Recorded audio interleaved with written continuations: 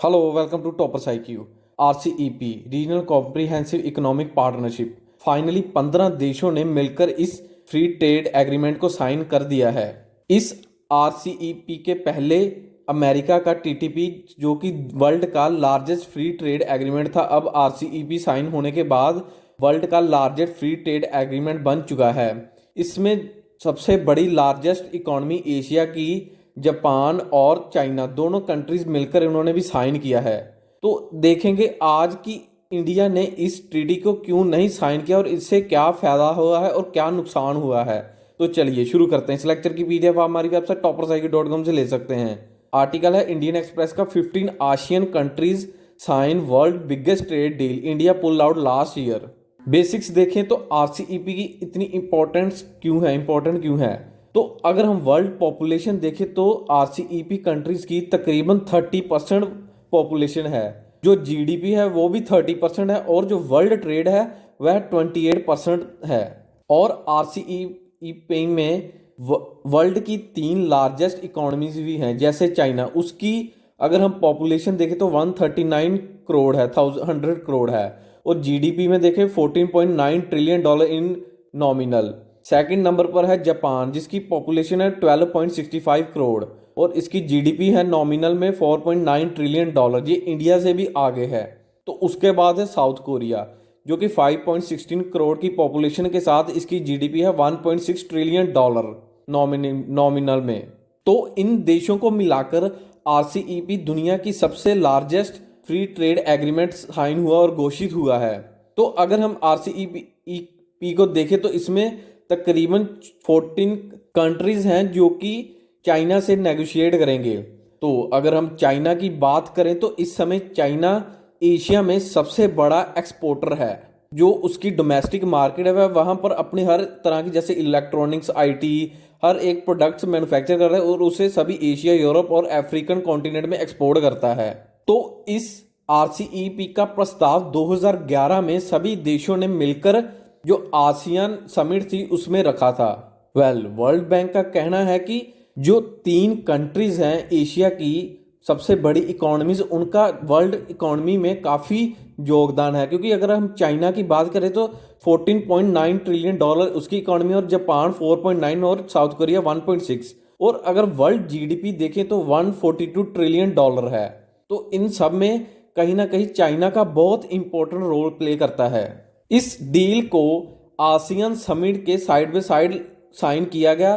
तो अगर RCEP की बात करें तो इस एग्रीमेंट के अकॉर्डिंग जितनी भी कंट्रीज, मेंबर कंट्रीज हैं, वह जब एक दूसरे को एक्सपोर्ट और इंपोर्ट करेंगी उसमें कोई भी टैरिफ्स नहीं लगाए जाएंगे। मगर ये बड़ी हैरानी की बात है कि 2 एशिया की सबसे बड़ी इकोनॉमीज चाइना और जापान, जो जॉइंटली बाइलेटरल इस एग्रीमेंट और डील को करने में सफल रहे और आगे इस डील पर और भी वर्क करेंगे और अपने इंपोर्ट एक्सपोर्ट को इंक्रीज करेंगे। क्योंकि अगर दोनों देशों के बायलेटरल रिलेशंस देखें तो इतने भी बढ़िया नहीं है। चाइना और जापान के कुछ आइलैंड्स हैं, उनको डिस्प्यूट को लेकर इन दोनों में काफ़ी आर्गूमेंट्स होते रहते हैं। तो अगर दूसरी तरफ देखें तो चाइना के साउथ कोरिया के साथ भी काफ़ी डिस्प्यूट्स है आइलैंड्स को लेकर। तो इस समय RCEP को साउथ कोरिया, जापान और चाइना, इन तीनों ने मिलकर नेगोशिएशन की और साइन किया। इस RCEP का मेन पॉइंट है कि जितने भी इसके लेबर्स एंड इन्वायरमेंटल लॉ हैं वह उसके स्टैंडर्ड्स काफ़ी लो रखे गए हैं as compare to CPTPP and EUTD। CPTPP जो कि comprehensive and progressive agreement for trans pacific partnership, जिसे अमेरिका ने भी साइन किया था, और यूरोपियन यूनियन ट्रेड डील, इनके जो लेबर और इन्वायरमेंट स्टैंडर्ड्स हैं वो काफ़ी हाई हैं कि अगर किसी कंट्री को इसे ज्वाइन करना होता है तो उनको इस स्टैंडर्ड्स को फॉलो करना होता है, इम्प्रूव करना होता है। तो RCEP कंट्रीज देखें तो पहले एशिया के 2 बड़े जायंट जैसे चाइना और जापान है, उसके साथ ऑस्ट्रेलिया, न्यूजीलैंड और साउथ कोरिया, और सभी ASEAN members Brunei, Cambodia, Indonesia, Laos, Malaysia, Myanmar, Philippines, Singapore, Thailand और वियतनाम, इन सभी ने इस डील को साइन किया। मगर चाइना का कहना है कि इस डील में इंडिया भी काफ़ी इंपॉर्टेंट रोल प्ले करता है, मगर उसने इस डील को साइन नहीं किया। इंडिया ने 2019 में इस डील से विड्रॉ कर लिया था। उनका कहना था कि जो चाइनीज़ के जो गुड्स हैं, मैन्युफैक्चर गुड्स, हम उन पर जो डंपिंग ड्यूटी है उन्हें अपने लेवल पर इंक्रीज और कम भी कर सकते हैं, मगर चाइना इसके लिए नहीं माना। और दूसरी तरफ जो न्यूजीलैंड की डोमेस्टिक डेयरी प्रोडक्ट मार्केट है, वह उसको भी कहीं पर टैरिफ लगाना चाहता था इंडिया, उसके लिए भी न्यूजीलैंड नहीं माना, और ऑस्ट्रेलिया की जो एग्रीकल्चर प्रोडक्ट्स हैं उनको भी। इन सब को लेकर इंडिया ने अपने काफ़ी प्रस्ताव रखे थे, मगर सभी कंट्रीज ने इसे नहीं माना। तो इसी कारण इंडिया ने RCEP से विड्रॉ कर लिया। मगर इन सब को लेकर चाइना का भी एक स्टांस था, क्योंकि चाइना चाहता था कि इंडिया एक बार इस डील को साइन करे तो उसकी जो इंडिया की जितनी भी डोमेस्टिक मार्केट है वह free trade as a openly China के लिए ओपन हो जाएगी। क्योंकि जब चाइना इस डील को और इंडिया इस डील को साइन कर लेते तो इसमें जितने भी चाइनीज गुड्स थे वो विदाउट एनी टैरिफ्स और डंपिंग ड्यूटी के इंडियन मार्केट में वह एंटर हो सकते थे। RCEP में इंडिया ने कुछ अपनी डिमांड्स रखी थी, उसमें एक थी ऑटो ट्रिगर्ड मैकेनिज्म। इंडिया ने कहा कि इस मैकेनिज्म्स के थ्रू हम जो डोमेस्टिक इंडस्ट्री है उसको काफ़ी प्रोटेक्ट कर सकते हैं और जो इंपोर्ट्स हैं उन्हें हम सर्च कर सकते हैं। इस मैकेनिज्म के थ्रू जो इंपोर्ट्स हैं किसी भी कंट्रीज से तकरीबन भर भर कर इंपोर्ट आते हैं। जैसे अगर कोई चाइना आने वाले समय में इंडिया में काफ़ी भर भर इंपोर्ट करेगा under a free trade agreement, तो इंडिया उस पर कुछ ड्यूटीज़ लगाकर या उस पर टैक्स लगाकर उसे रिड्यूस कर सकता है। तो मगर इस प्रस्ताव को लेकर RCEP कंट्रीज नहीं मानी और इंडिया ने दूसरी डिमांड रखी ISDS, investor state dispute settlement. इसे प्रपोज किया इंडिया ने। इसके थ्रू जो इंडियन डोमेस्टिक लॉज हैं उन्हें इंटरनेशनली आउट इंडिया के बाहर कोई भी कंट्री चैलेंज नहीं कर सकती, कि जाने कि अगर कोई आसियन या किसी और कंट्री की RCEP की कंट्री की कोई कंपनी यहाँ पर अगर सेटलमेंट होना चाहती है तो उसे डोमेस्टिक लॉ के अकॉर्डिंग अपनी इस्टेब्लिशमेंट करनी होगी।